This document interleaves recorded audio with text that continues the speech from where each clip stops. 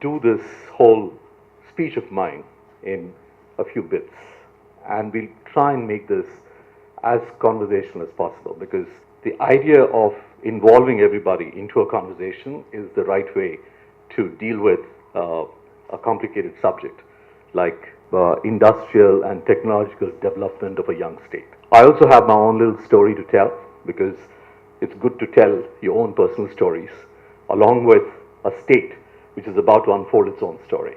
So, starting from, in 77, I passed out of All Saints. 79, I passed out of Little Flower. And then I went to Delhi. I joined the civil services. I was in the Indian Revenue Service for a bunch of years, about 3-4 years. Came to Hyderabad. I was an assistant commissioner of income tax here. And then I was an assistant director of income tax and investigation. And all that I was doing at that point was raiding my own friends. So it was something that I really didn't want to do. Normally, a government job after State Road College, I was 22 when I got the job, is a coveted thing. But then, unless you're dissatisfied with status quo, you don't change.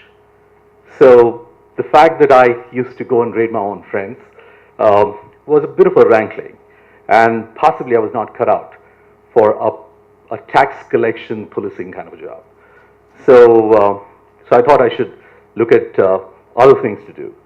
So I went off to the States, took the GMAT, went off to the States, did an MBA, MPPM from Yale, came back. Then I shifted to Staff Selection Commission in Bangalore. I headed the Staff Selection Commission, trying to do positive things like recruitment. And in 92, I thought it was enough. I was 84 batch Revenue Service Officer. So I did about 8 years. And then I thought it was time to move. Then I joined the private sector. And in 98, 99, I went and started a company called Seabase Systems in America. This was a company which was doing outsourcing for healthcare in the US. Outsourcing was not a great fashionable word those days. Y2K was more fashionable. And I had $100,000 of investment with me. And with $100,000, I set up a company on a handshake with a bunch of people in the States and grew that company to about, when I sold it in 2012, to about $1 billion. And it was one of the largest transactions that was sold on NASDAQ in 2012. Made a lot of money for a lot of people, including myself. And then I thought I should start doing something else. And then that was the time when I started to do some investments in India as well as outside. I joined some private equity firms and started to invest across technology, healthcare in the States. And in 2015, when the state was formed, KTR was kind enough to call me to be the director on T-Hub. I guide the entrepreneurs there. I guide the CEO and the CEO in making T-Hub possibly one of the most successful tech incubator in the world at this particular point. So, it says that success comes out of three things. You need to have a wishbone, you need to have a backbone, and you need to have a funny bone. If you don't have these three things, you'll not succeed. Wishbone, because you need to have luck. As a young state, you can have all the things in the state happening to you, but if there is not adequate credit formation in this country, development is going to be stunted. There are a bunch of things that have happened when the state was formed. And today we can all be talking about industrial growth to technological growth, but none of this is going to happen if you do not have access to money. And access to money comes from a whole bunch of initiatives. Last evening, I was talking to Konnaragaru in terms of saying equity is not the only way capital is formed. Capital is formed by debt. Capital is not formed only by debt from banks. Capital is formed by a bond market. And India doesn't have a sensible, logical bond market. Because if you build assets for the long time, you need gestation periods which go on for a long time. You need 100-year bonds, you need 50-year bonds, you need 20-year bonds, You can't have equity which only looks at 5 years, 10 years. If I'm a private equity player, my average life in an investment is about 7 years. Anything beyond 7 years, it's tough for me because I have investors who need returns. So these are the issues that I think we need to really talk about. We can talk about the two states. Are we competing really between the states? No. We really are competing with where we are across the country. So let's look at the countries now. India has got, it's the sixth largest economy, 2.6 trillion, just replaced France as the sixth largest economy. Look at Telangana.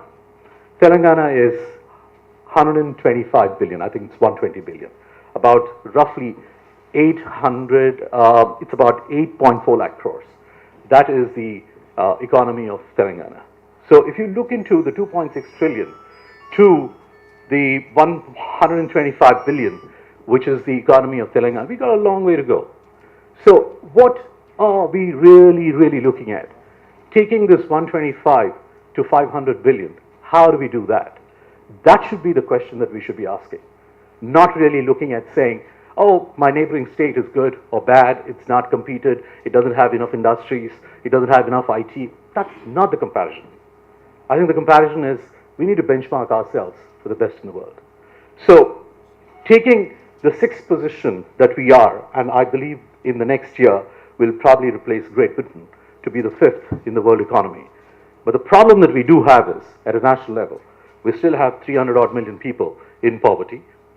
So no amount of development at the current rate is going to make any changes. And that is also true for a semi-arid dry economy like Telangana. Small changes are not going to take us anywhere. So going back to my analogy of wishbone, backbone, and funny bone.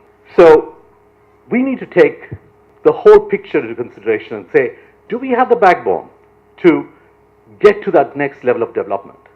And is development going to be incremental, or is it going to be a leapfrogging development? And when I talk about leapfrogging, we really have to talk in terms of saying, can the 2.6 trillion economy by 2030 going to be a $10 trillion economy?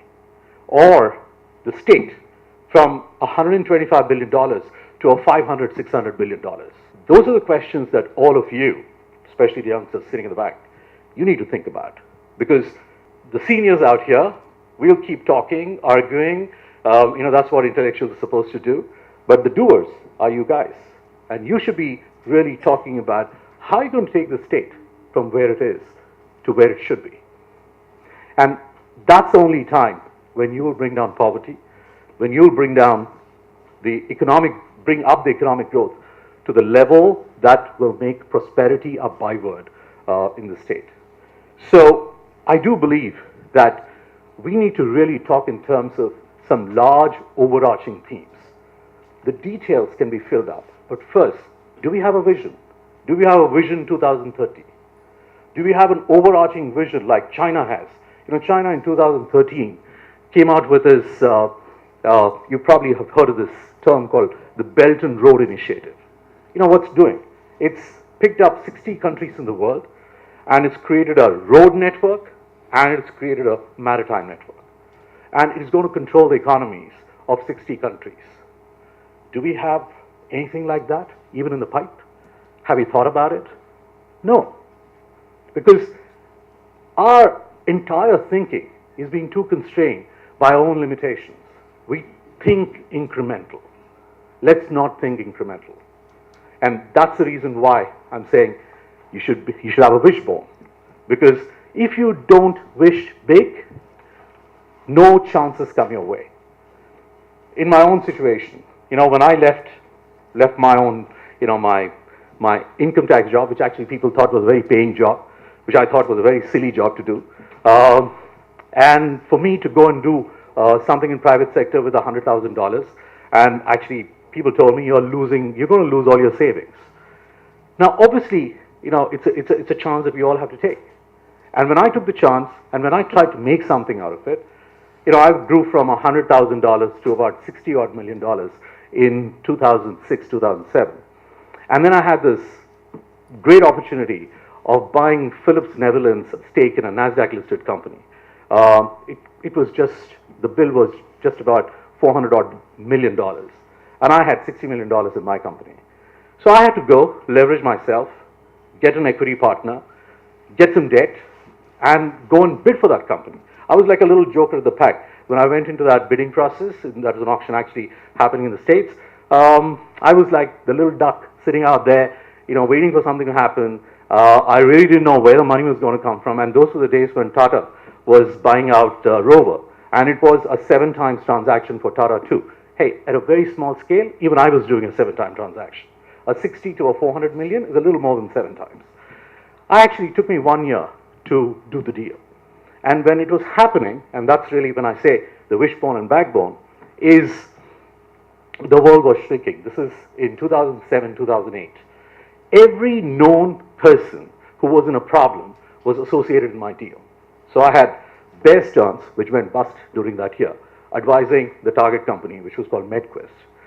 I had Goldman Sachs, which nearly went bust because Warren Buffett actually bailed it out in that same year.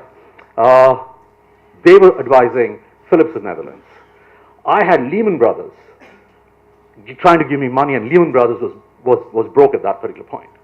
And when all this was happening, I still had to generate that $300 odd million for that 70% stake. And I just had to forge ahead and do it. And that's really what I consider as having the backbone and converting a wishbone into a reality. And that's really what we as a country and we as a state should be doing. We need to go beyond our normal vision. We need to go beyond our normal capabilities. And as a group of people, I think we have the capabilities to do that. So that, I think, is the overall. So the most important, things that I really I'll probably cover, and I'm not going to take, more than another 10 minutes, is there are 3 aspects of development. There is sustenance development. When doles are being given, I think it's a good thing, because if doles are not given, how people are going to manage and meet their 2 ends? Some doles have to be given. The government must give doles up to a point, because you need to build a sustenance economy. Now, what kind of doles? Is Manrega a better way to do it, or is it a cash transfer is a good way to do it? I'll let the pundits and the economists and the wiser councils out here to decide that.